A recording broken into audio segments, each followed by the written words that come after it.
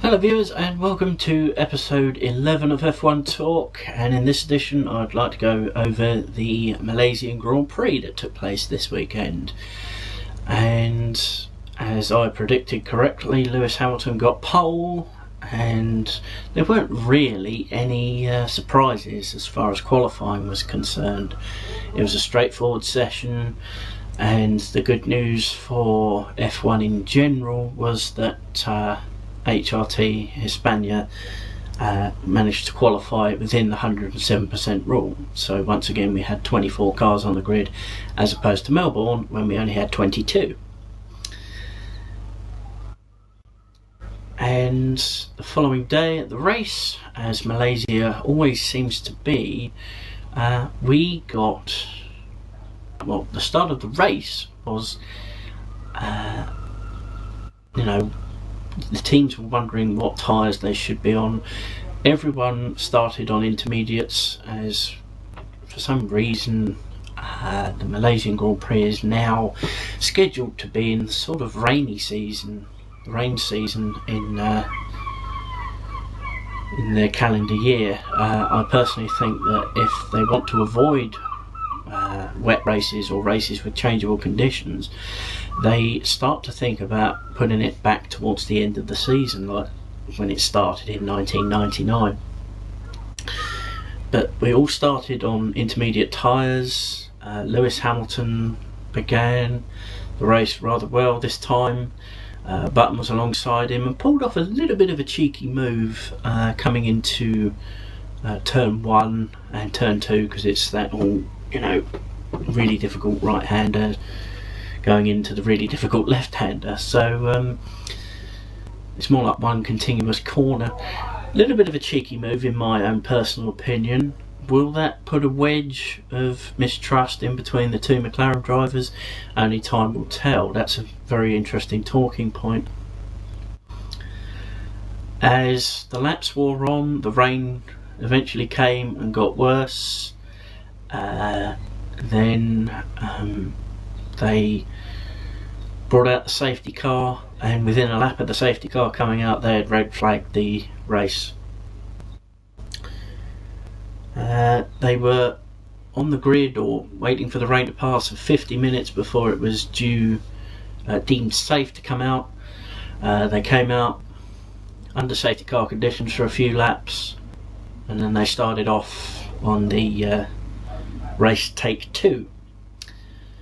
Now, when the HRTs managed to qualify for the race within the 107% rule, I'm happy because it's more cars on the track. But in this case, it started to go wrong for two of the championship contenders, especially when Jenson Button was chasing down his teammate, and he had an HRT of Narain Karthikeyan in between him and Lewis. Now, Button couldn't slow down for whatever reason, Karthikeyan couldn't speed up for whatever reason, and Button smashed into the back of Karthikeyan's HRT. That effectively ended Jenson's race. He had to come into the pits, and he was 22nd or something like that when he resumed. So that was one race over.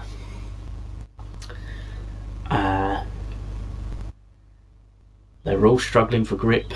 They were all on the full wets, and conditions were getting better as the race went on. Sebastian Vettel, when he came to lap Karthikeyan over the next, say, 10-15 laps or so, also had an altercation with the HRT, but this time it was he had lapped him, he had passed him, and Karthikeyan couldn't slow down quick enough and hit I think it was the left rear of Vettel, causing a puncture, which effectively ended Vettel's challenge for 4th place, which was basically all that the Red Bulls could get. Hamilton, meanwhile, struggled for pace, which is a little bit strange considering how good McLarens are in the dry. Maybe that's a feature of the McLaren. But the big surprise of the race was the fact that Fernando Alonso in the Ferrari, who had been struggling all weekend with grip, suddenly found that this year's car, the F2012, was brilliant in the wet. It was amazing the lead he was pulling out. And ever so silently but surely, Sergio Perez in the Sauber, again with a Ferrari engine, actually came out, sneaked up the grid as everyone else was coming in. He stayed out as everyone else was coming in for intermediates, things like that. He stayed out on the full wets, and when all was said and done, he was in second place ahead of Lewis Hamilton. Now, I'm sure if you're an F1 fan, you're watching these videos only if you're an F1 fan, but you also know what I'm talking about because you would have seen the race and you would have seen more of it than I did. But when Perez came out, it was looking like he was going to get the second place. You know, I was really happy because it's returned to form for Sauber. Sauber 11 years ago now, you know, were like the fourth best team. Now, if the trend continues, you know, Sauber could be looking at a good year in the constructors. They could even come maybe fifth or sixth, I don't know. So Alonso was streaking ahead. He eventually came in for intermediates. When the time came, dry slicks. Perez did the same, as did Hamilton. But Hamilton couldn't find the correct, you know, combination of pace and, you know, tyre judgment, things like that. They even was tweaking the front wings of all the cars that actually came in, because obviously you had been set up for sort of wet / intermediate running. So obviously when they came in, when the weather improved, they were just tweaking the front wing a little bit, coming out and, you know, seeing what was going on. Button managed to finish 14th or 12th, which is not very good for someone who's reviewing races, but he finished outside the points, is the point I'm trying to make. Now, the interesting point to me was, I don't watch the races when they show them on the TV if they're not live, because I haven't got Sky. I don't watch the races when they show the highlights, because they're on at stupid times of the day, and I watch F1 with my father. Now, my father brought up an interesting point. Now, when Perez was catching Alonso in the last 10-15 laps or so, and Perez was consistently putting down faster laps, like by say 7/10 per lap, you know, because they all add up, they all, you know, make the times go down between the chasing car and the leading car. Now, my father made an interesting, I say observation, but it was the radio, it was the team radio from Sauber to Perez, from his race engineer obviously, that said, we need this position, don't do anything stupid, we need this position. And for a team like Sauber, who are still recovering after the departure of BMW, because let's face it, Peter Sauber was ready to retire when he sold Sauber to BMW. When he had to buy them back off of BMW, that's when Sauber were considered to have money troubles.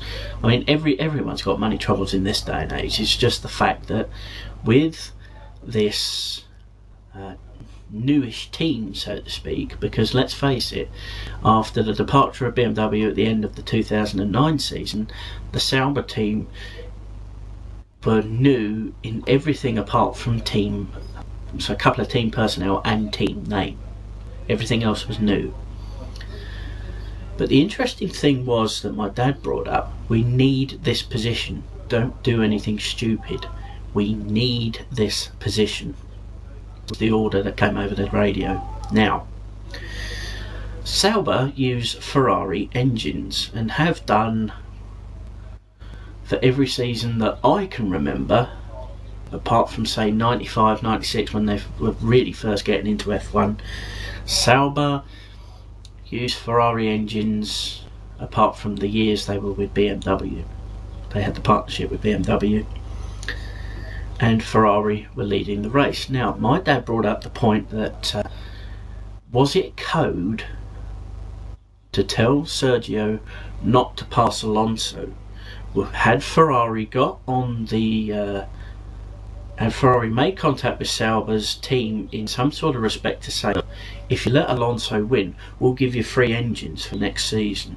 Because it must cost Sauber X amount to, I wouldn't say rent the engines off of Ferrari, but it must cost them a certain amount per year to have Ferrari supply the engines for their cars. Now, it's an interesting point to make, because a lap later, or a couple of laps later, Perez made the mistake of getting his left front or left rear, his left tyres, left hand side of the car, hit the white paint, which was off racing line. Now, which made him slow down, and that effectively gave Alonso the race. Now, will that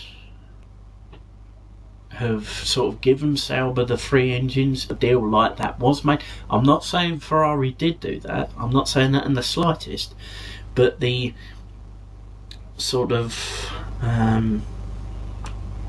half desperation in the voice of the race engineer to Sergio Perez, he said, we need these points, told my dad, hang on a minute, there could be some team orders going on here, because you know for a fact, despite what they say, Red Bull and Toro Rosso are owned by the same company. Toro Rosso is Red Bull in Italian. It's a well-known fact. So technically, Red Bull have 4 cars on the grid. Now, you could say, and despite what they say about them being separate entities, you can say like if Sebastian Vettel is in the lead, or Mark Webber is in the lead of a Grand Prix, and their nearest competitor is about to lap Jean-Eric Vergne or Daniel Ricciardo in the Toro Rossos. The Toro Rosso race engineers can give a sort of code to their drivers to say hold them up for as long as possible, so that Webber/Vettel can go far as they can to, if you see what I mean there. Ferrari, in sort of some respects, because they give engines to Sauber, because they allow them to use their engines, Ferrari technically have 4 cars as well. It's not that I'm saying that Ferrari have control over what Sauber do during this. It's not that Ferrari have control over, where they position their cars. But in technical terms, if Ferrari and Sauber were to have an altercation during the race, so like Sauber takes out a Ferrari or whatever, or the other way round, the engine deal between Sauber and Ferrari would practically be non-existent if the situation was that severe. Now, Ferrari didn't win a Grand Prix from the British Grand Prix last season to this Grand Prix this time around, and it was a pretty convincing victory.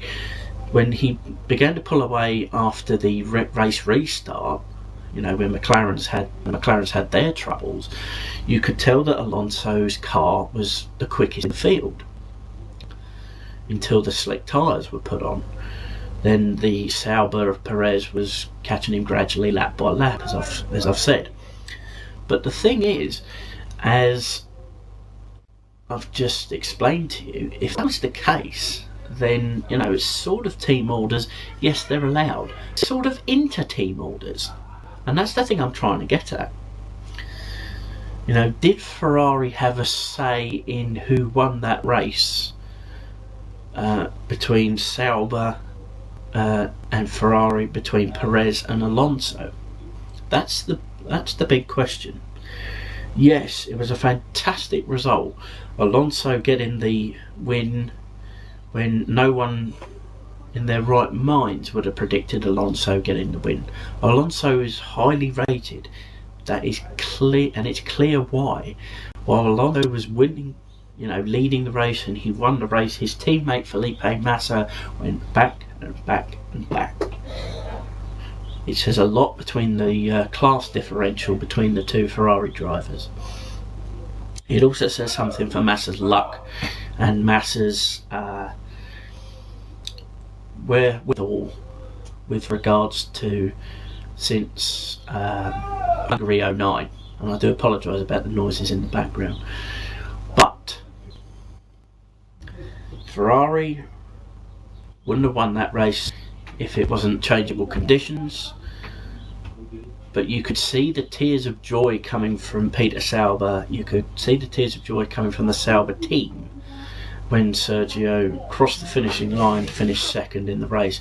And Alonso didn't beat him in the end by that much. It was something like a couple of seconds here, a couple of seconds there. So a couple of interesting points there to think about.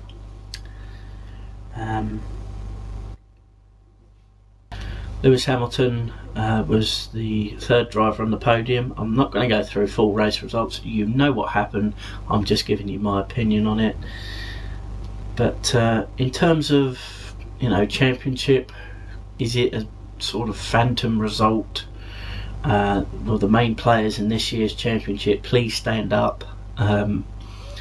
Red Bull need to step up their game. That much is clear. Vettel is struggling with this year's car. Although the interesting thing is that Mark Webber is tending to finding, seems to me anyway, that Webber's finding the car easier to drive than Vettel is.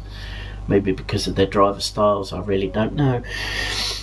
But the result was good, I think, for the neutrals. It was also good for, you know, F1 purists, because it's good to see a team that isn't one of the top three, you know, get a podium, perform well in a race. After the race, so Vettel criticised Karthikeyan as being an idiot. He didn't name him by name, but he did say he was a backmarker. Now, Button was asked about the situation with Karthikeyan. Button just laughed and said, you know, there's no way I was going to do anything in that race. It was a madhouse. So basically, not a step backward by McLaren, just an unlucky day for McLaren. An unlucky day for nearly all round, because in the dry, Hamilton would have won that race easy. You know, probably with Button coming second, Vettel, Webber maybe third. So the phrase "just add water to Formula One" is definitely relevant here, and you know, it made for an exciting race. It made for, you know, changeable conditions certainly make for exciting races. So good race all in all. My prediction was Hamilton for the race as well as qualifying, but we didn't know at the time, obviously, that it was going to be raining and, you know, changeable conditions. So I got it wrong for the second race in a row, maybe third time lucky, when the BBC showed their first live race in China in about 10 days time. So thank you very much for watching. What did you think of the Grand Prix?